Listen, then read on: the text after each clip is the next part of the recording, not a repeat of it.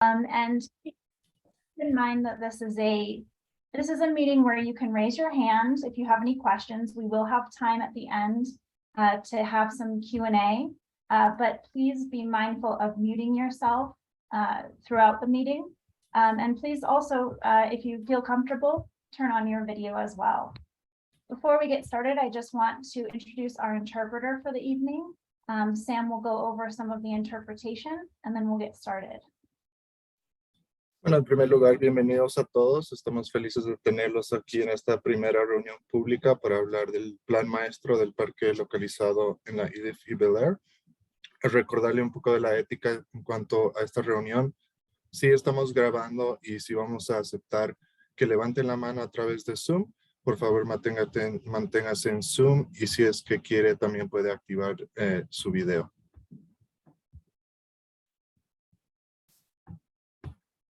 Y para español, por favor, seleccione el icono de interpretación en la parte baja de su pantalla.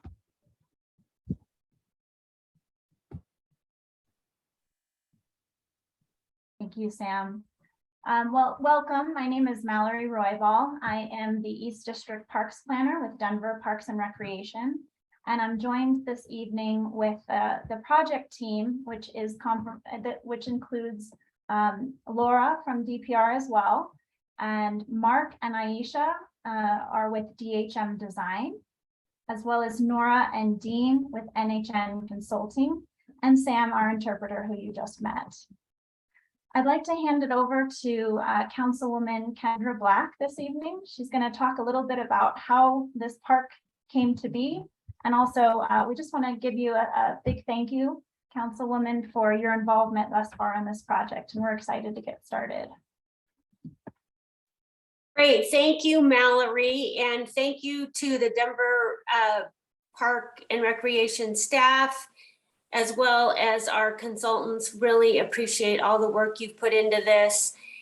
And I really want to thank all of the residents of University Hills North, who many of you are here today. And I know hundreds of people have submitted their surveys, which is really awesome. The reason the city bought this piece of property was because of all of you and your advocacy. So thank you all. The city bought the land in 2019 and they told us we wouldn't build the park until 2023. And we thought that sounded like a long time away. Well, guess what? It's probably going to be 2024, but today marks a very important milestone. So it is going to happen. And we really want to hear what you all would like to have in your neighborhood. So thank you so much for participating. And I also want to give a shout out to Carrie Luster. Carrie and her family owned the Ground Covers Nursery, which is the property that the city bought in 2019. And Carrie, we appreciate you so much and the fact that you sold this property to the city so it could be a park. We all have seen a ton of new development in this neighborhood, and it could have easily become apartments. But because of you, we're going to have a beautiful park there. And so thank you, thank you, thank you. And thank you for being here tonight. Really, really appreciate it. And that's all I have to say. Thanks. Thank you. So I just want to take some time just to kind of go over the bigger picture of what we're trying to achieve tonight. And it's really, if we can sum it up in two goals, it's to listen to your thoughts and your ideas for this new park, programming, features, anything you would like to see out here within this space. And just to remind everyone that this is a neighborhood park, so its focus is to serve you and not so much people outside the neighborhood or other places within the city. So we really want to hear from you, the people that will be using this on a day-to-day basis. When we talk about park typologies, it's that local neighborhood park is how we describe it. And we have certain goals for sustainability that we'll talk about here in a little bit. And we want to explore the actual site with you to talk through some opportunities, some initial thoughts and programming that we've heard from you as well. On the next slide, it shows a proposed timeline. And so we're going through the master planning and the concept design, with this being our first public meeting to talk about the vision, the goals for the project. We'll have a second public meeting to show some alternates later in November, and a third one to present a final concept in the spring. And at that point, the city is going to go out for bond and funding, and we are looking at pending funding and bond capacity. We're looking at starting construction hopefully in 2024. And then we've had plenty of ways to reach out to community, but I think we want to pass this over to you, Mallory, to talk a little bit more about the community outreach. Sure, we've started a community survey that will be open following this meeting, and it will be open through October 15th. We've had some great turnout for that survey and some great responses so far, but we encourage you to share that survey out with community, get your neighbors to participate, because we want to get as many voices as we can involved in that input. We will also be going out to the University Hills Farmers Market on September 24th. So if you'd like, come and stop by. Again, we'll be promoting the project, talking through and answering any questions that people have, but also promoting that survey and involvement in that engagement as well. As mentioned before, we will have a couple of future public meetings where we'll be coming back to you with more on the concept designs and the final concept. If you are interested in being involved in the park naming process, please visit our project page. We have the link here. We will provide regular updates, including the link to the presentation this evening will be on that project site as well. And we will be in touch about the process for naming the park as we move forward with this project. So speaking of the survey, we've already gotten 206 replies. Just a little bit about what we've heard is a great deal of you, a great number of you live close to the park. You're able to walk or to roll to the new park. Also, a lot of you have talked about how often you would use it. So it's great to see people are going to be there daily and weekly. So that shows us that the people who are taking the survey really are interested. So with that said, we're going to see for people who have or have not taken the survey, if you want to participate in a poll right now, I'm going to ask you, I'm going to ask you how close you are to the park. Is it within a mile? Is it under half a mile, which might be a 10-minute walk? Are you between 1 and 3 miles? Might be a little bit more effort. If you're over 3 miles, we have a couple of folks who are over 3 miles. So still coming to the park, coming through the park. You know, I'm hoping that with its adjacency to the light rail station at Colorado Boulevard, you know, we might have people who are coming through the park on their commute. Great. And we have about 22 people that have responded. So if you haven't, I'm going to give you 2 more seconds. But wow, over 2/3 live right Yep, around no one there. has. So I'm going to show the results in a second. Okay. So, yep, we got one more in. One person listened to me. All right, we're going to end the poll. And you will all now be able to see these results. So yeah, go ahead, Aisha. Yeah, well, great. Again, 65% of the people who answered live within half a mile. So 10-minute or closer. Maybe you even look out your back door to the park. Whoops. So we talked a little bit, Mark started to talk a little bit about neighborhood parks. And we just want to reiterate that, you know, a neighborhood park is not a destination. It's not a regional park. It's smaller. They're typically less than 10 acres. They're really meant to be for the residents of the neighborhood, to be within biking, walking. I put scooting because, you know, scooting and skating. People are getting to the park on 2 wheels, maybe 4, hopefully less 4 and more just 2 feet. Also, these are areas that are great for just active and passive recreation. So, of course, we want to hear from you about, you know, how you would use this park. You know, we think that it's a common area, and it's for the community and for the neighbors to gather and to socialize and to play. So be thinking about how you want to use it. I'm going to turn it back over to Mark to talk a little bit about Denver and Denver parks.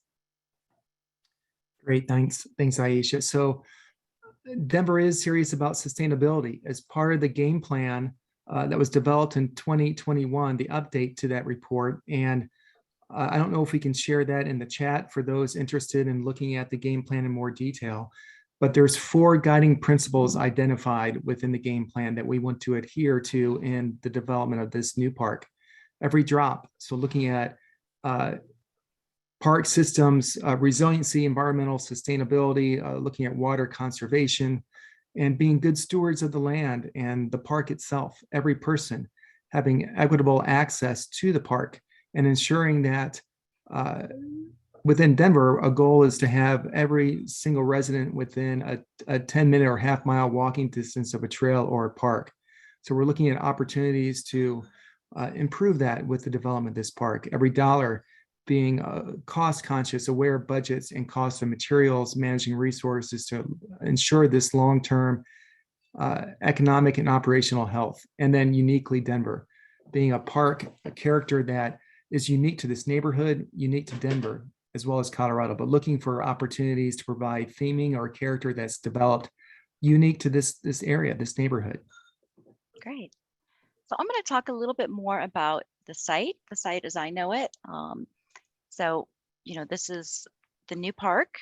It's this, thin strip of land that used to have ground covers greenhouse or ground covers greenhouse. It's surrounded by single family homes on one side. We have multifamily homes. We have the Primrose Academy. To give you an idea of the size, it's about 2 football fields, maybe, 3/4 of a football field wide, 2 football fields long. So it's just about just shy of 2 acres. So we have room to work. We may not be putting a football field in there though. Somebody has a really good arm, they'll have to go around the corner. So as we look a little bit more just at the park, or the site that is now, some of the things that we're looking at that are opportunities or that are going to drive some of these concept designs will be a couple of things starting at the top and then sort of moving clockwise. We do have the driveway that goes into the Primrose Academy. So it's important to us to potentially move access away from that driveway, because of course we want to avoid any pedestrian and vehicular interface going around. We do have overhead power lines on either side of the site. The only limitation there is that we just have to be mindful of some of the vegetation that we specify, trying to keep any mature trees from not getting too tall. Also, we do have a little bit of infrastructure that's left over from the greenhouse site, and there is the potential to reuse that. With that retaining wall, maybe that could be integrated into a play feature. And again, this is still a master plan, and we're still working these things out. But this is things I'm looking at, and I see the potential of the site. We do have residential on either side, so it's important to us to kind of buffer those adjacent residences and those land uses for their privacy. It's important to us to protect and keep those existing mature trees that are on the site. You can see I've indicated those with the green circles. Trees are a great resource. We want to keep those. We want to start providing shade from day one. Again, as I look at the site on the south side along Iliff, these are just some potential areas that we could access the site and how you come into it.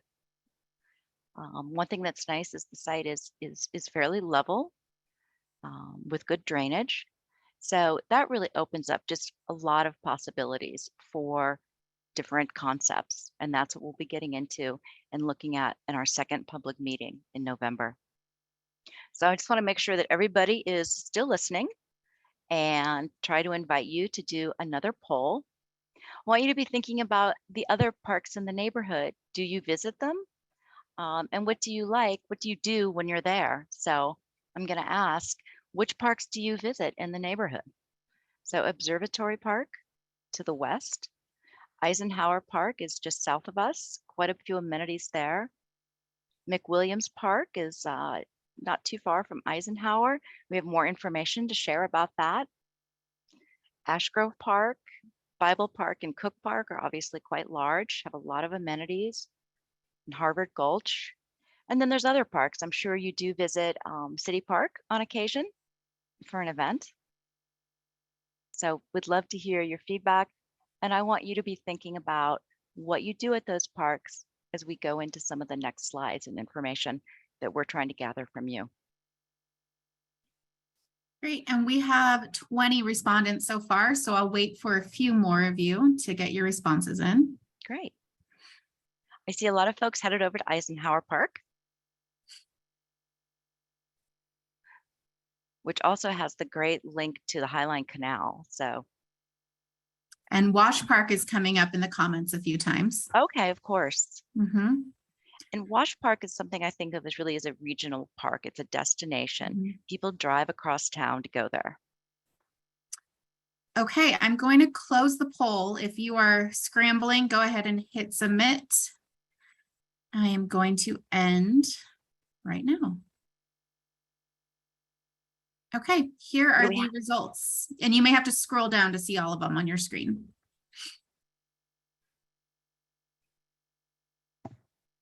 So full admission, I'm not even sure where Harvard Gulch Park is, but obviously quite a few do. Yeah, Bible Park and Eisenhower Park are the top two. Okay. Oh, that's super. So you're thinking about, what could I go just around the corner to my park? I don't have to go to Eisenhower Park. So some of the activities that we put in the survey, and then we wanted to hear from you is, how would you want to use the new park? And we'd ask you just to input this into the chat, if that's correct. So these are kind of really big picture things. We're still at a concept level. Exercise, I'm thinking more about a walk around the park, a couple of loops to get your steps in. This is not necessarily, fitness or heavy exercise. You can do that too, but, would you use your park for that? What about community events? So I have this image of a movie in a park, but there's Easter egg rolls. And at my park in East Denver, they just did a concert. There's, all sorts of things, farmers markets, not to compete with the University Hills Farmers Market, but different community events. Also structured games, so cornhole, bocce ball, table tennis. Is that something you would see using if we had those installed? There's also just informal play, and that's what I really mean about like frisbee or throwing a ball or just, a quick 3-on-3 pickup soccer game. Also just relaxing, just being outside, relaxing, sitting on a bench, people watching. Some other ideas or some other things that we might use a park for, as I talked about fitness, maybe we have some of those exercise stations. Also a playground. And we're not really talking about what type of playground yet, but a place where some kids can burn off some energy. Gardening, would you want to, I did hear from one survey taker, they weren't so crazy about a community garden, but we may have opportunities to introduce some garden areas. And particularly if there is a garden club, we'd love to hear from you. Somewhat with the events, you might think about a picnic area. That could be a picnic shelter and a picnic table for 2 or 4, or maybe it's a larger venue. And then lastly, just enjoying nature, just being outside and out of your house and away from a screen. So we're going to throw up another poll. If you didn't put it in the chat, you could now put it in the poll and just how do you want to use it? And there's pick as many as apply. And also, as I mentioned, other activities, add those to the chat.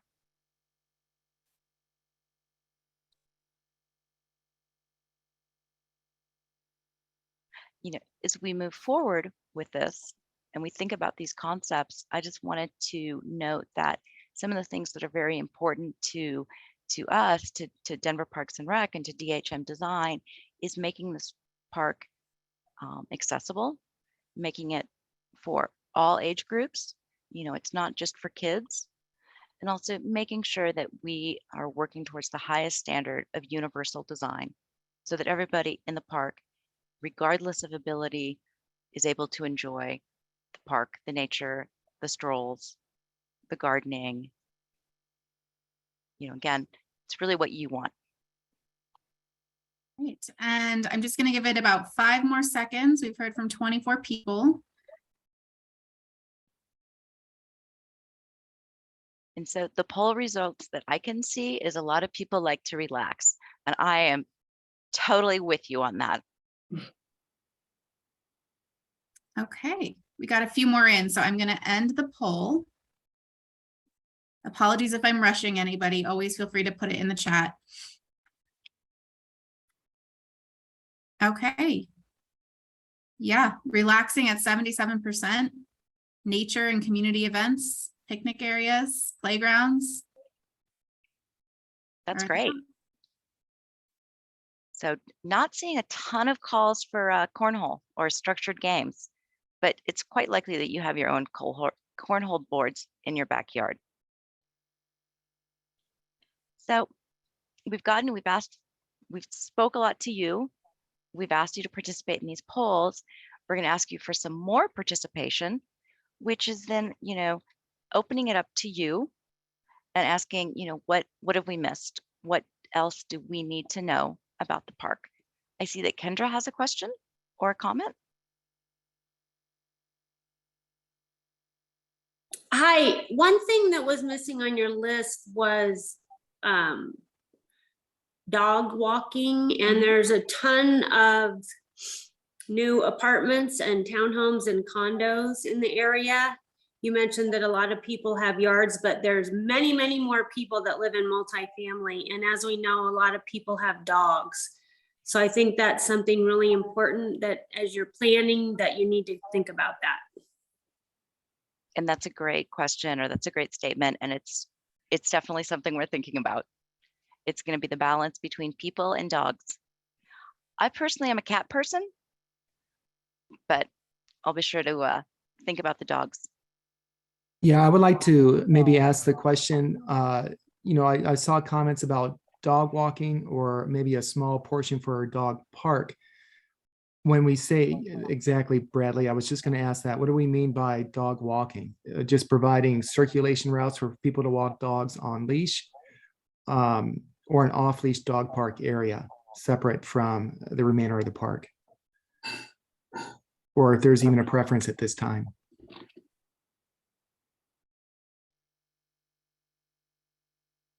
And I think part of, including dog walking is also making sure that we have ample trash cans, and that those, trash cans or waste receptacles are near the street, easy to, pick up and have maintenance collect those.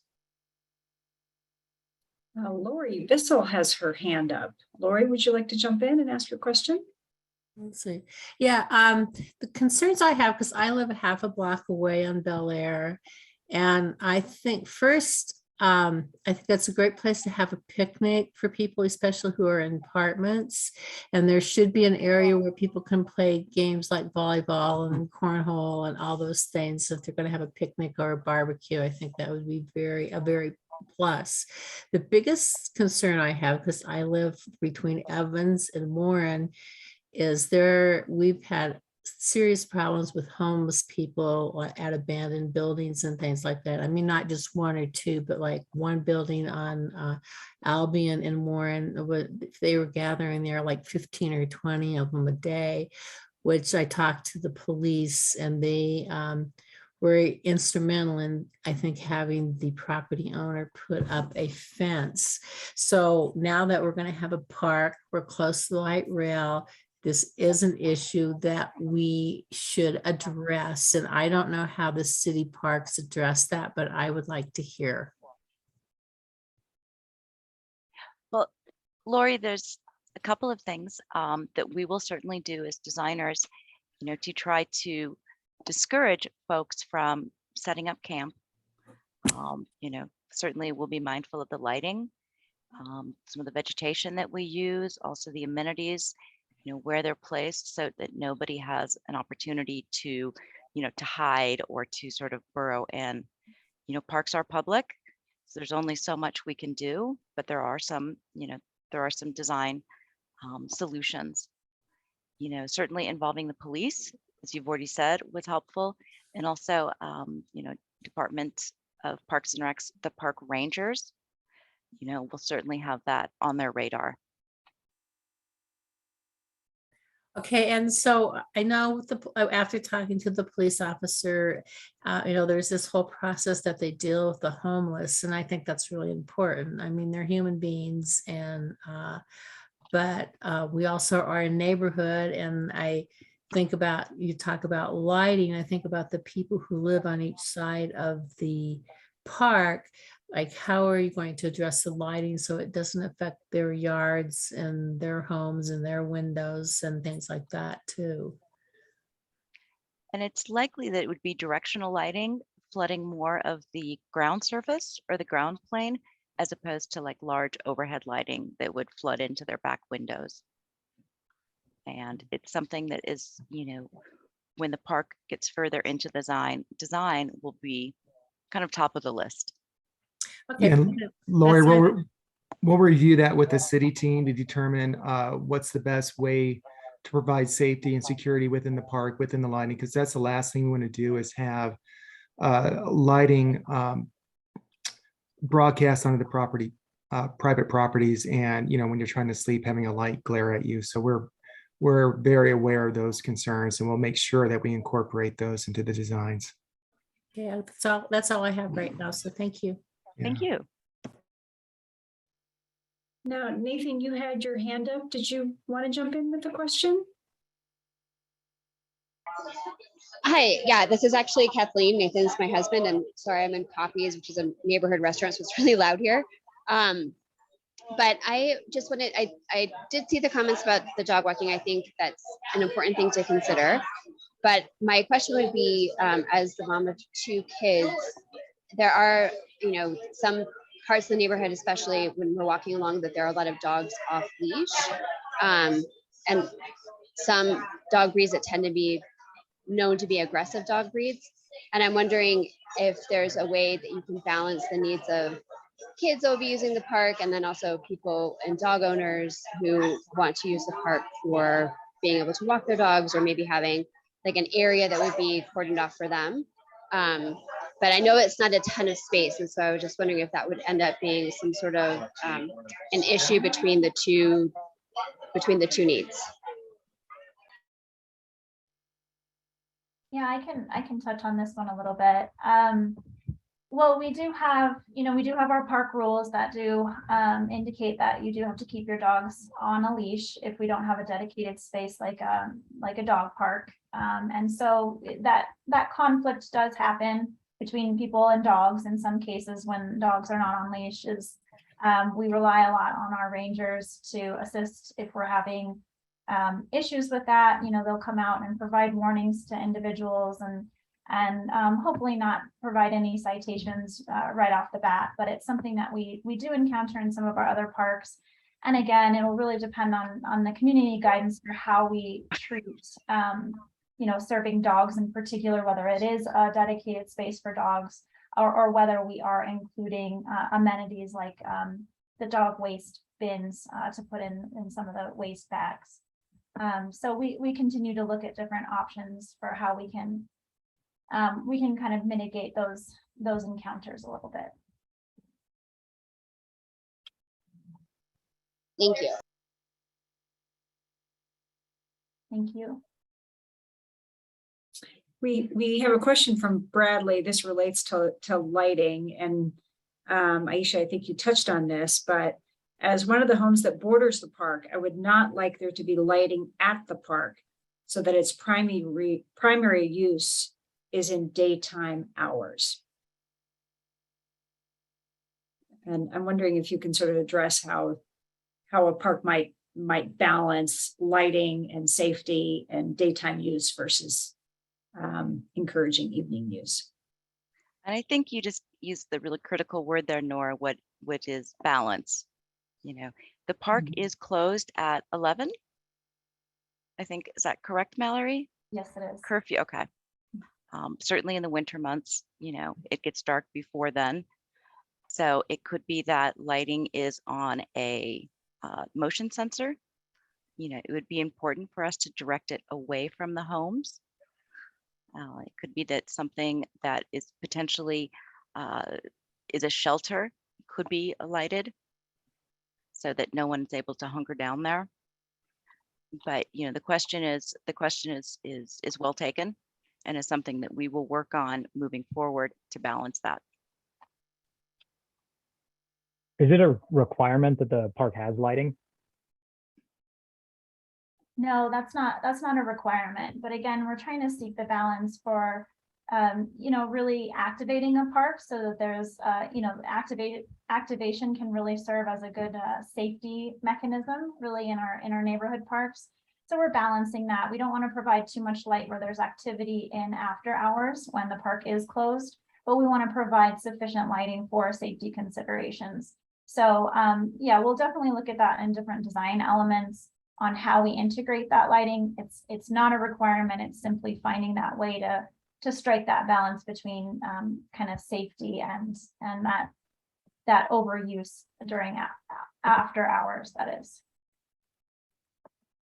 Okay, and sorry, just one more question on that. You guys said a park, it closes at 11 p.m. Is that like a standard in Denver? Yes. Okay, gotcha. We do have lots of questions and comments about dogs, off-leash dogs, dog parks. Mallory, I'm wondering if there is a question regarding the amount of space required for an off-leash dog park. Could you sort of clarify what that boundary, what that acreage might be for an off-leash dog park and how it might relate to this space? Yeah, we don't have a particular size that we really look at. This park could accommodate a dog park, but that would definitely be something that we're looking to the community to really guide that vision. I know it's a touchy subject because some people are all for dog parks and some people are very much against dog parks. That's why we do have a dog park master plan that we have recently updated that we really use as a reference and a guidance to look at, you know, areas of the city, kind of a service area for where we do not have dog parks, and some indicators and some considerations for where dog parks can be located. And some of those considerations are, you know, proximity to certain land uses, just like residential properties, because there are also other, you know, noise considerations and things like that. So we really look to that dog park master plan as guidance if we are seeing that, you know, there is some interest to integrate a dog park within this area.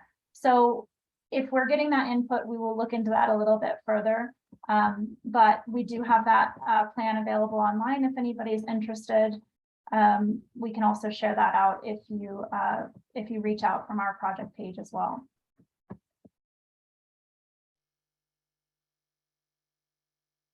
Thanks, Mallory. We had an interesting question earlier on in the chat from Emily regarding the playground and having an area for really young kids, so under 5. And can you talk a little bit about how playground design might come about and what the considerations are as you consider what to put into a playground? Yeah, we can certainly talk about those details when we look at park design. We're going to get a little bit more detailed as we get into the actual design phase. Master planning currently will look at whether we want a playground or not. It's looking like already we're getting a lot of interest in playgrounds. But I would say in general, in many of our projects, we do receive guidance for separation of play areas for kind of kids that are 5 and under and those that are 5 or 6 and up. So if that's the case, we do look at a design that incorporates kind of play spaces for those separation of age groups. But again, we will go into more detail on that at the design phase. following the master plan if we find that a playground is integrated into the concept plan. Emily, you raised your hand. You want to hop on with your question? Yeah, I think you were talking about a comment I made, and I apologize, there's noise. It's dinner time, and I think the comment just was about, I've heard directly from other parents that Harvard Gulch is like a really nice like combination for what I was saying about how how there's for under fives and over fives in this neighborhood, and I'm sure others can speak to it. These homes are generally 3-bed to 1-bath with and so young families are a huge portion of our group. And honestly, I've seen a lot of friends with one kiddo who end up having 2 who move out. So I think having something for under fives is going to be really important, because often by the time the second one comes around and the first one is old enough, those exist. Now, selfishly, I'm going to have an over 5-year-old by the time this park is built. It sounds like. So I definitely want it to have those older kids stuff, because I want us to have a park that we can walk to, and so we don't have to drive to a park, because we're over a mile from Eisenhower and over a mile from Observatory. So so yeah, that's, and I know that Kendra Black, right? Assume that Kendra Black, when we were talking about a park, like there were lots of young families in that picture in 2019, and I think most of us are still here. And we definitely, when I think of park and next to all the childcare centers and schools and such, I would really hope there's a playground component, whatever it looks like. Thank you Thanks, for sharing Emily. that. That's a good point, and it is definitely something that we can gear more of the playground equipment towards those younger children if we're seeing that does sound true of this neighborhood with the size of homes that you're speaking about. So that would make sense, and we would certainly address that in the playground design. We have a question Awesome, from thanks. Bradley. Thanks, Emily. We have a question from Bradley, hoping that you can talk a little bit more about the buffer between what the buffer between the homes and the park might look like. Mark, do you want to talk about some of your experience at Sanderson Gulch?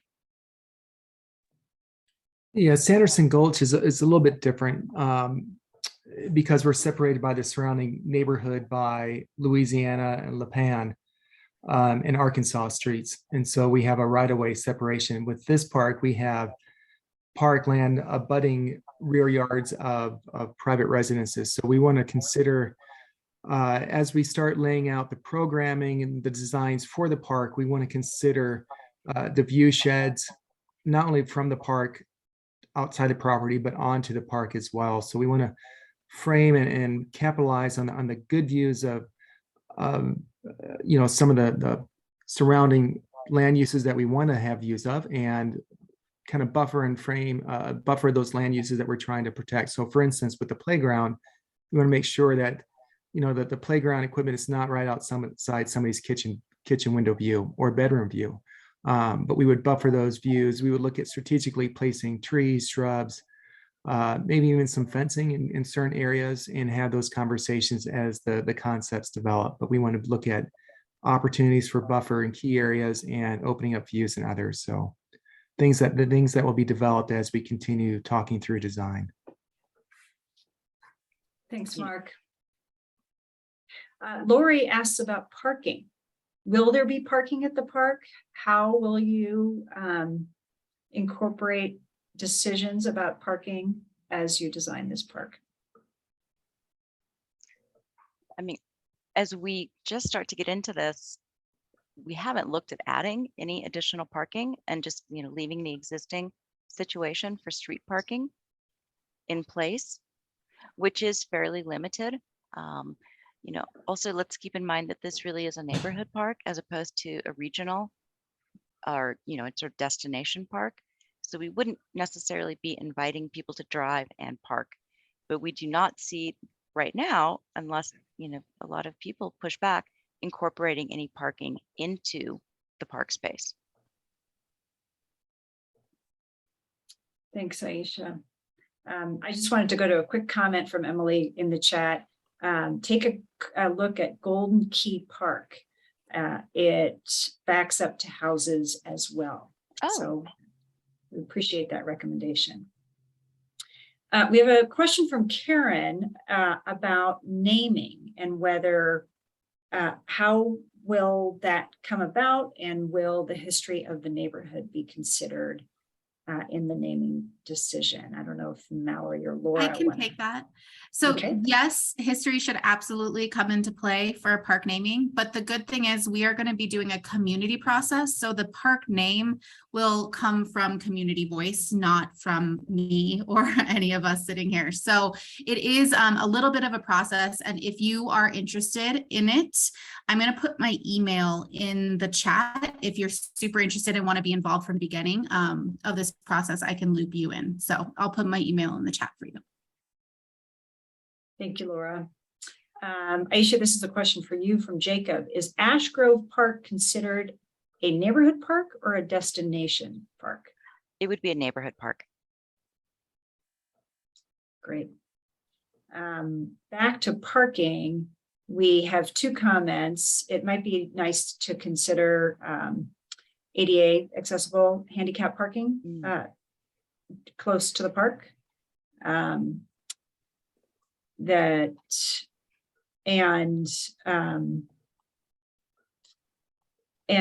no parking in the park is another. The space is very precious.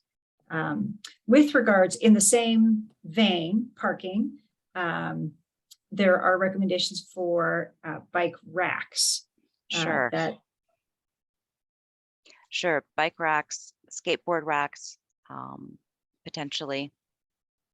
Definitely include that. I think if there's, if we get some calls from the community, maybe even including some bike storage, that is a space issue. But we definitely want to reinforce, biking to the park, walking to the park, rolling to the park. Thanks, Aisha. Bradley asks, how are specific features for the park chosen? Will you cover that in subsequent meetings? How are the decisions made?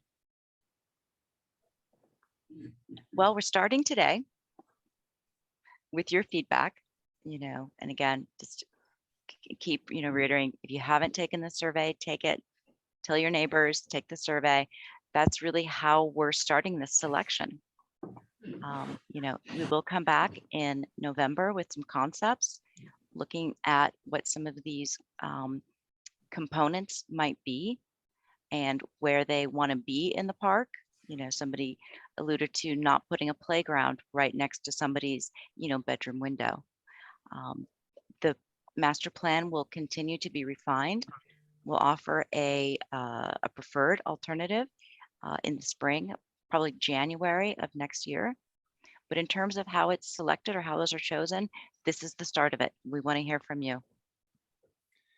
And just to add to that, Aisha, so really this is our first initial meeting with the community, with you, to talk about ideas. And so we're collecting all that feedback with the polls, the surveys that we have posted on SurveyMonkey, and from these conversations. And then Aisha and I will take that information and start to develop a handful of concepts, 2-3 concepts, alternates that explore different programming, different options. And we want to take that back to you to just ask you, did we get it right? Did we listen? Did we cover everything that you want to see? Is there something new that you've thought of between now and then that we want to incorporate? But we want to start having those questions later to make sure we're kind of moving in the right direction, knowing that our ultimate goal is to have a final concept plan end of the year, early next year, that we can review with you one more time. So this gives you 3 opportunities to talk to us about what you want to have out here, and then have that continual feedback from you as plans continue to develop. Thanks, Mark. Karen asks a question about whether there can be painted crosswalks at Birch and Iliff, for example, to facilitate access to the park. Will this plan while that's not technically within park boundaries, will this plan address recommendations for some of those access issues to the park? Yeah, I can take this one. So as a part of a master plan effort, we already showed you some potential locations that make sense for some major entry points into the park. That will kind of be determined more by the design as we move into concept phase. But of course, we work with our colleagues in the Department of Transportation and Infrastructure to really find some ways to improve the crossing at those identified entry points to the park. It will require some coordination with those teams, but that will be a recommendation within the master plan. Thanks, Mallory. I think Jennifer just dropped a note in the chat saying it would be great to see what some ideas would look like in the space. Is there a way to move amenities around so that members of the public can really understand what the space can support? For sure, that'll be part of our planning process, and that is part of our planning process, and that's what we'll reveal, if you will, at our November meeting. Yeah, and I would add to that, I would encourage you to come out to the farmers market on September 24th. Is that correct? Is that the right date? That is.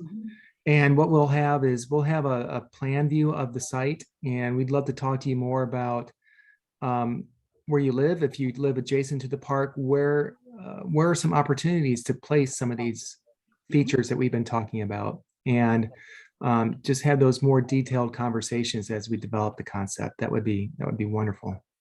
And for those who haven't been to the University Hills Farmers Market, it is open from 9 in the morning until 1 o'clock. Thanks, Dean. Jacob, you have your hand up. Would you like to jump in with your question? Yeah, can you hear me okay? Yes. So I saw one person mention it in the chat, but I wanted to know if you had any additional information in a green space in around the Cameron area property, and if so, because I've heard rumors of that, and I don't know if it's true or not, and I was just wondering if you guys or anybody else here had information on that.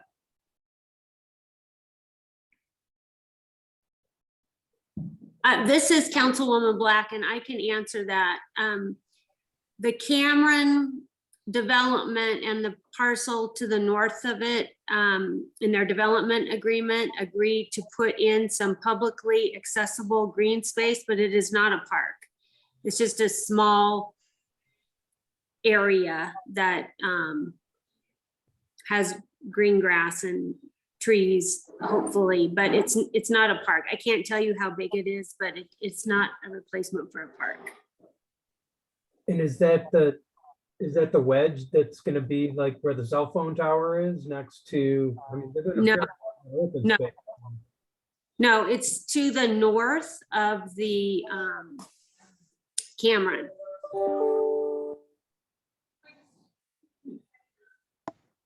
I can't tell you what it is right now. I'd have to look at records from the past, but no, it's not where the cell phone tower is. I got the impression from before that they were going to have a small dog park there. It's hard. There's not access to the north side of the development right now, so it's hard to see what's going on there. It's easy to see what's going on next to the freeway, and there's a homeless encampment. I think most people on this call know about, next between the cell phone tower wall and the sound wall for 25. Yeah, so if you email me, I can look this up and get it to you. And as far as seeing encampments, please report those to pocketgov.org. That's how the city tracks and prioritizes issues and sends out the appropriate outreach teams. And the more reports they get from people, the higher priority something gets. So tell everyone to report them. While we're here, I just want to quickly say I did send a letter to the owner of the property at 4100 Warren when a settlement was starting to develop there, and also the city came out their credit, they put up a fence like right away. So there's that. Yeah, we've been working on that issue. It's a real problem along the I-25 corridor in my district and then the neighborhoods that are surrounding it. But please report everything and tell everyone you know to also report. Thank you, Councilwoman Black. It looks like our questions have slowed down. Is there anybody who has not a last question, because there's lots of opportunities for you to continue to engage, but a question tonight before we move to our closing comments?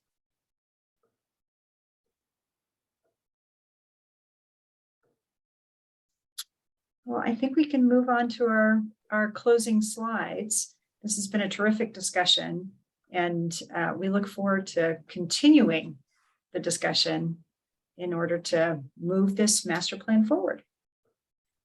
And I think, Nora, to that point, I've pulled up the slide with the next steps. There is the survey, the online survey, which is open until October 15th. And you can find that at the project page. So the bit.ly U Hills Park, super easy to remember. But there at the project page, there will be opportunities to input more comments. If something comes to your mind, after this meeting, we are still open, still want to hear, what your needs are. Mark kind of stole my thunder, but again, just join us on Saturday, September 24th. Myself and some others will be at the farmers market. We'll have some plans, we'll have some pictures, we'll have some markers. That'll really starting to be the beginning of the concept. So after that, we're going to take that away and all of this input, and Mark and I will be developing a program and developing some plans from this input to develop some concepts. And then at the public meeting in November, we will share those concepts. And again, similar to this format, we'll be asking for your feedback. We'll be taking that feedback, refining it, massaging it, and then in January, we'll come forward with a preferred park concept. We're still in the master plan. We're looking at establishing what these components will be. Is part of it a dog park, a playground, areas to relax, green space? So that's in January. And then, just to reiterate, there is going to be a process. There is going to be a campaign to name this park. Laura, who has shared her email, be happy to give you more information about that. I won't tell you some of the names I've come up with. I'll just keep them to myself. And then just to reiterate that timeline. So we have some more meetings, sort of an iterative process. And we have anticipated construction start in 2024. I have two other items I wanted to share with the group. These aren't necessarily about the park, but we have another park. So on the 29th, we have donuts and dinosaurs. So improvements have been going on at the park. We want to open them to the public, and of course, give you some sweet, delicious goodness. So Laura, did I miss anything about dinos and donuts? Nope, it was all for the alliteration, but we will bring donuts. Okay, good. I wanted to know what kind of donut, but I tried dinosaur shape, but it's not going to happen. So come and say hi. I'll be there. I'll take what I can get. So, and then lastly, I just wanted to, let you all know that the Community Planning and Development Department is working on the Near Northeast Community Planning Initiative. I know I've seen some yard signs out in your neighborhood, so please get involved with that. Your contribution, is going to shape really the future of how this area of North University Hills is going to evolve over the next 20 years. So you can find additional information at denvergov.org and the Near Southeast Plan.